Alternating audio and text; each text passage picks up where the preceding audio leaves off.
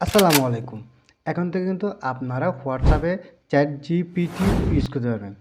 কারণ chat GPT যেটা আছে সেটা কিন্তু কোনো হোয়াটসঅ্যাপের মাধ্যমে ব্যবহার করতে পারতেছে। কীভাবে ব্যবহার করবে আমি এখন আপনাদেরকে এটা বলে দিব।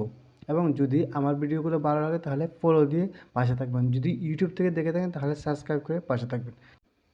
আপনি প্রথমে হোয়াটসঅ্যাপে চলে আসবেন। হোয়াটসঅ্যাপে আসার পরে আপনি যে নিচে যে নাম্বারটা ঘরের মতো ওইখানে টাইপ করবেন। টাইপ করার পরে আপনার নম্বরটা যেখানে আছে ওইখানে ক্লিক করবেন।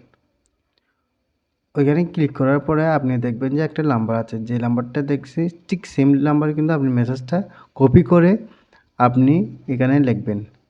এখানে টাইপ করার পরে আপনি সেটা মেসেজটা পাঠিয়ে দিবেন। পাঠিয়ে দেওয়ার পরে আপনি যখন দেখছেন কিছু দেখছেন না, তখন আপনি ওই নাম্বারের উপর ক্লিক করবেন।